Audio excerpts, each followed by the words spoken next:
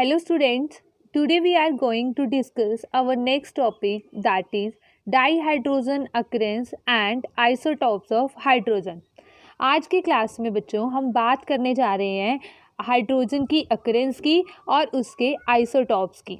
ठीक है, तो बच्चों स्टार्ट करते हैं हम सबसे पहले डाईहाइड्रोजन अकरेंस। ठीक है, अब बच्चों हमारे पास जो हाइड्रोजन है हमारे सराउंडिंग में वो फ्री स्टेट में भी मिलता है और वो कंबाइंड स्टेट में भी मिलता है। तो सबसे पहले बच्चों हम बात करते हैं डाईहाइड्रोजन इन फ्री स्टेट। और बच्चों आपकी नॉलेज के लिए मैं आपको बता दूं कि फ्री स्टेट में हाइड्रोजन हमें कहाँ पे मिलता है डाईहाइड्रोजन। बच्चों ये यूनिवर्स में और हमारी अर्थ पर बहुत ज़्यादा अमाउंट में पाया जाता है। ठीक है, तो बच्चों यूनिवर्स में ये कौन सा अबंडेंट एलिमेंट है? ठीक है, 70%। ठीक है, even we can say that the 70% of total mass of the universe consist of dihydrogen. ठीक है, हमारे यूनिवर्स का जो 70% मास है बच्चों वो किससे बना हुआ है? डाईहाइड्रोजन से। वो कैसे? अभी बच्चों डिस्कस करते हैं। देखो हमारे पास जो सन है, ठीक है, सन क्या है बच्चों? आपका मेजर पार्ट है हमारे यूनिवर्स का, सन भी उसी में आता है। तो देखो सन में क्या होता है, सन में dihydrogen is the principal element in the solar atmosphere. और जबकि जुपिटर जो कि एक लार्ज प्लैनेट है, तो जुपिटर में बच्चों हमारे पास क्या होता है कि जो most of the part of the Jupiter है that also consist of hydrogen. And then the Saturn, ये भी क्या होता है बच्चों? एक लार्ज प्लैनेट होता है। तो इसमें भी क्या होता है कि इसका जो मोस्ट पार्ट में क्या कंसिस्ट होता है? Hydrogen. It means we can say that 70% of our universe contain hydrogen. ठीक है, अब बच्चों हमारे पास नेक्स्ट हम बात करते हैं हमारी अर्थ पर। ठीक है, अर्थ की अगर हम बात करें बच्चों तो dihydrogen is the third most abundant element on the earth. Earth पर ये थर्ड मोस्ट अबंडेंट एलिमेंट है। ठीक है, और बच्चों अब देखो इसके बाद ये तो हमने बात की कि हाइड्रोजन हमारी फ्री स्टेट में हमें कहाँ कहाँ पर मिलता है। अब हम बात करते हैं बच्चों कि कंबाइंड स्टेट में डाईहाइड्रोजन हमें कहाँ पर मिलता है और ये मेन पार्ट कहाँ पर ये एग्जिस्ट करता है।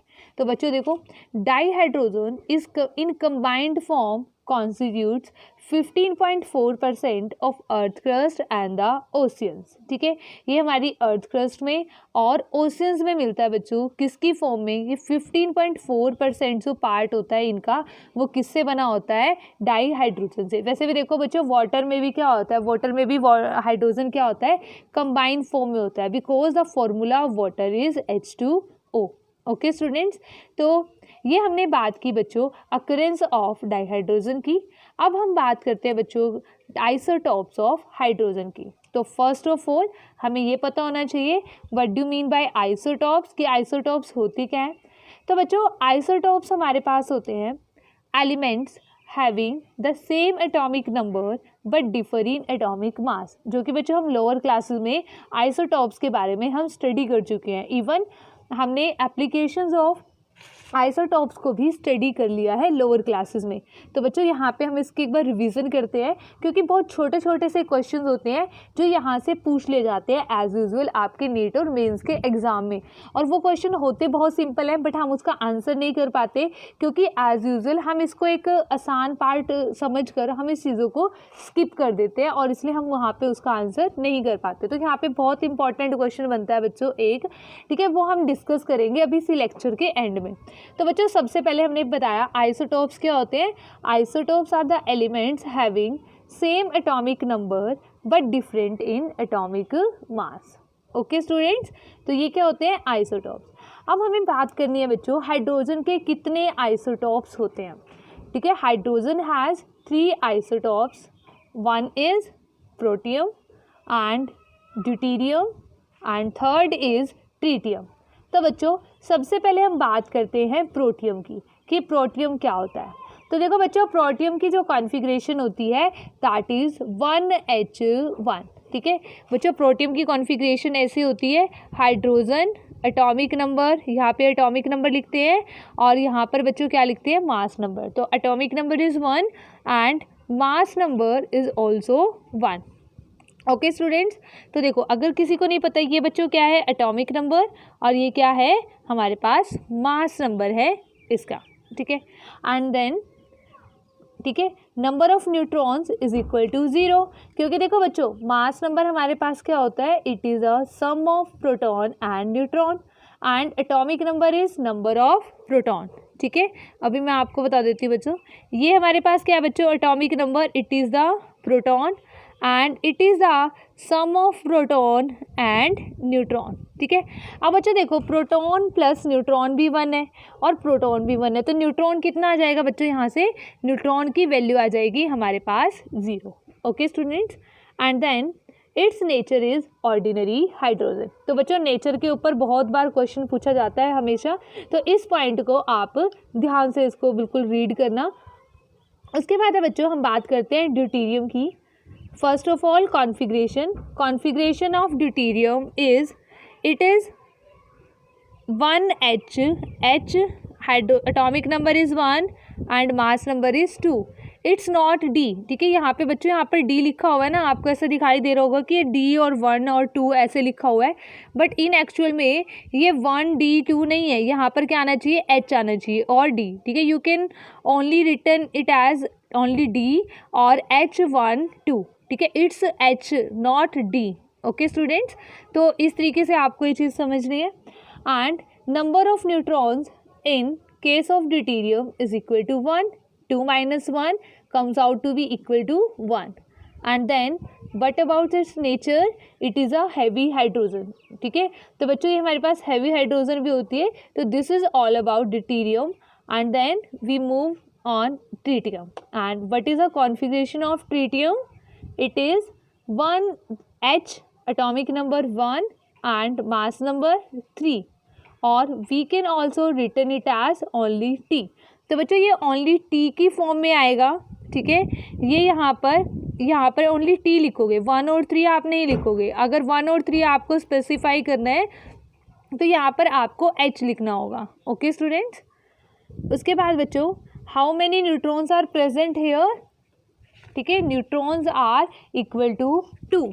Okay students, and then we discuss about it the nature of tritium, and that is very important. The nature of tritium is very very important, and the nature of tritium is radioactive in nature, ठीक है।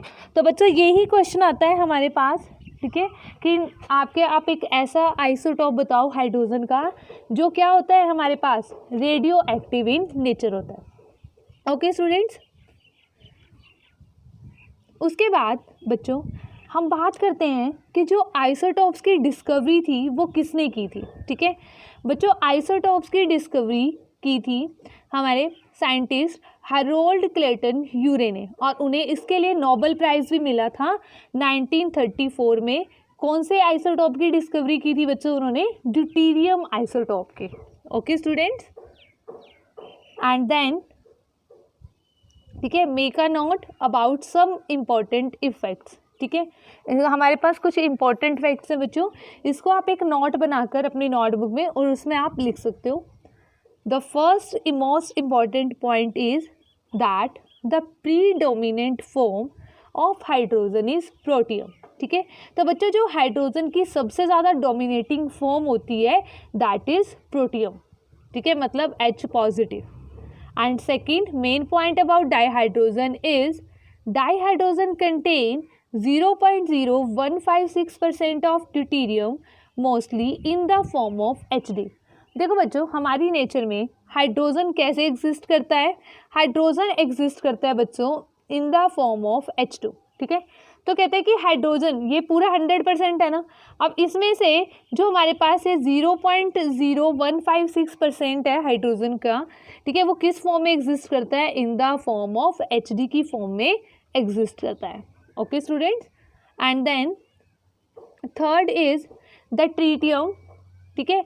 तो बच्चों एक चीज़ और मैं आपको बता दूं, जो हमारे पास ट्रीटियम है ना बच्चों, ट्रीटियम एग्जिस्ट करता है ट्रेसिस में। ट्रेसिस में कितना, 1 out of 10 की पावर 18 एटम्स।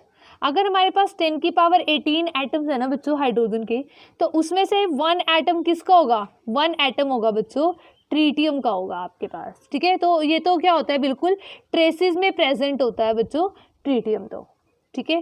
तो ये हमारे पास क्या है बच्चों, एक कुछ इंपॉर्टेंट फैक्ट्स है जो आप स्टडी कर रहे हो, ठीक है। And one important thing is that tritium is a radio active isotope of hydrogen, ठीक है, ये हमने पहले ही स्टडी कर लिया है ये point, and has a half life period of 12.33 years. तो ये भी बच्चों बहुत इंपॉर्टेंट क्वेश्चन बनता है आपके पास, half life period of tritium is 12.33 years and it emits low energy beta particles, ठीक है। अब बच्चों ये बीटा पार्टिकल्स क्या होते हैं, सबसे पहले तो हम ये बात करते हैं, ठीक है। अभी देखते हैं बच्चों, देखो जब एक ट्रीटियम, ठीक है, आपके पास ट्रीटियम है ये, ठीक है, इससे क्या बनता है बच्चों, हीलियम, ठीक है, और प्लस बीटा पार्टिकल्स, ठीक है। तो देखो बच्चों इस तरीके से जब आपके पास एक ट्रीटियम है तो उससे वो क्या एमिट करता है बच्चों, एक तो हीलियम मतलब अल्फा पार्टिकल्स, और ये क्या होता है बच्चों हमारे पास बीटा पार्टिकल्स होते हैं, ये क्या होते हैं इलेक्ट्रॉन लाइक पार्टिकल्स होते हैं, ठीक है, जो E-10 लिखा हुआ है ना, दीज आर बीटा पार्टिकल्स। तो सिर्फ आपको ये नॉलेज होनी चाहिए कि ट्रीटियम से कौन से पार्टिकल्स एमिट आउट होते हैं, beta particles are emitted from the tritium, okay. And then some important facts about isotopes. आप देखो बच्चों आइसोटॉप्स की क्या होती है, उनकी इलेक्ट्रॉनिक कॉन्फ़िगरेशन सेम होती है, क्योंकि बच्चों उनका एटॉमिक नंबर क्या होता है, सेम होता है, ठीक है। एटॉमिक नंबर क्या होता है, नंबर ऑफ प्रोटॉन, और प्रोटॉन किसके इक्वल होते हैं, इलेक्ट्रॉन्स के। तो बच्चों अगर सभी आइसोटॉप्स का एटॉमिक नंबर सेम होगा तो इट मीन्स उनके पास नंबर ऑफ इलेक्ट्रॉन्स भी सेम होंगे। अगर बच्चों नंबर ऑफ इलेक्ट्रॉन सेम होंगे तो मतलब उनकी केमिकल प्रॉपर्टीज़ भी क्या होगी बच्चों, सेम होगी, ओके स्टूडेंट्स। तो हम क्या कहते हैं कि जो आइसोटॉप्स होते हैं उनकी इलेक्ट्रॉनिक कॉन्फ़िगरेशन सेम होती है और इसलिए उनकी केमिकल प्रॉपर्टीज़ भी सेम होती है। तो क्वेश्चन आता है कि isotopes have similar chemical properties due to atomic number, mass number, ठीक है, नंबर ऑफ इलेक्ट्रॉन्स। तो ऑब्वियसली हमारा आंसर क्या होना चाहिए, नंबर ऑफ इलेक्ट्रॉन्स। अब कई बच्चे कहते हैं कि atomic number ma'am number of electrons atomic number के इक्वल हो जाएंगे, तो हो जाएंगे, पर बच्चों आपको मेन कंसंट्रेट करना है नंबर ऑफ इलेक्ट्रॉन्स पर, okay. And then second point is they have different rate of reaction due to their different enthalpy of bond dissociation. तो बच्चों देखो उनकी रिएक्शन है, जैसे अगर एक रिएक्शन में हाइड्रोजन पार्टिसिपेट कर रहा है, एक रिएक्शन में ड्यूटेरियम और एक रिएक्शन में ट्रीटियम, तो बच्चों तीनों के जो रेट्स होंगे ना रिएक्शन के वो ऑब्वियसली क्या होंगे, डिफरेंट होंगे। तो वो डिफरेंट क्यों होंगे बच्चों, क्योंकि उनकी बॉन्ड डिसोसिएशन एनर्जी की वजह से। अगर किसी बॉन्ड को ब्रेक डाउन होने के लिए ज़्यादा एनर्जी की रिक्वायरमेंट है तो इसका मतलब क्या है, इसका मतलब है कि वो प्रोसेस, वो रिएक्शन क्या हो रही होगी, आपकी स्लो रिएक्शन हो रही होगी, उसे टाइम लग रहा है ना बच्चों, से ज़्यादा एनर्जी चाहिए और ज़्यादा एनर्जी के लिए टाइम लगेगा, तो अगर टाइम लगेगा तो इसका मतलब वो प्रोसेस क्या होगा, स्लो होगा, ठीक है। और अगर कोई आपके पास, ठीक है, अगर कोई आपके पास कोई सी रिएक्शन में बॉन्ड ईजिली ब्रेक डाउन हो जाते हैं तो इसका, और उसमें कम टाइम लगेगा इसका मतलब, तो कम टाइम लगने का मतलब क्या होगा बच्चों, उस रिएक्शन का जो रेट होगा वो क्या होगा, फास्ट होगा, ठीक है। तो बच्चों हम डिस्कस करते हैं यहाँ पर what is bond dissociation energy, ठीक है, और we can say that what is the enthalpy of bond dissociation, and it is in the gaseous state the energy needed to break 1 mole of the bond to give separate atoms, ठीक है। तो बच्चों gaseous state में अगर हमें 1 mole of bond को हमें क्या करना हो, ब्रेक करना हो, तो उसके लिए जितनी एनर्जी रिक्वायर्ड होती है उसे हम क्या कहते हैं बच्चों, बॉन्ड डिसोसिएशन एंथैल्पी हम उसे बोलते हैं, ओके स्टूडेंट्स, ठीक है। एंड अब बच्चों हम कहते हैं कि जो केमिकल प्रॉपर्टीज़ होती है आइसोटोप्स की वो तो सेम होती है due to same number of electrons, but physical property of isotopes are different due to large mass differences, ठीक है। तो बच्चों फिजिकल प्रॉपर्टीज़ उनकी क्या होती है, आइसोटोप्स की डिफरेंट होती है, और केमिकल प्रॉपर्टीज़ क्या होती है, सेम होती है। फिजिकल प्रॉपर्टी डिफरेंट क्यों होती है बच्चों, due to their large mass differences, okay students. तो बच्चों ये हमारे पास है कुछ इम्पॉर्टेंट फैक्ट्स अबाउट हाइड्रोजन के बारे में, ठीक है। अब बात करते हैं बच्चों हम MCQ क्वेश्चंस की, ठीक है, मल्टीपल चॉइस क्वेश्चन की। तो first question is the isotope of hydrogen which is radio active in nature. ठीक है, हाइड्रोजन का वो कौन सा आइसोटॉप है जो रेडियो एक्टिव है नेचर में। The first isotope is protium, second deuterium, third tritium and fourth and last is none. अब देखो बच्चों इसमें क्या है, ठीक है, ये चीज़ मैंने आपको बताई। ये क्वेश्चन बहुत इंपॉर्टेंट क्वेश्चन है और 2-3 ईयर्स पहले ये क्वेश्चन पूछा भी गया था। ठीक है, तो बच्चों ये इंपॉर्टेंट क्वेश्चन है। एज़ यूजुअल हम इसको स्किप कर देते हैं, जैसा कि मैंने आपको पहले भी बोला है। ठीक है, क्योंकि हम सोचते हैं कि इतना इजी सा क्वेश्चन है, हमें लगता ही नहीं है कि ये क्वेश्चन भी पूछा जा सकता है। ठीक है, बट एज़ यूजुअल कई बार ये क्वेश्चन पूछ लिया जाता है। ठीक है, तो बच्चों इसका आंसर क्या होगा, it is tritium. And then next question is, ठीक है, दिस इज रेडियो एक्टिव, ये हमने पहले ही स्टडी किया था।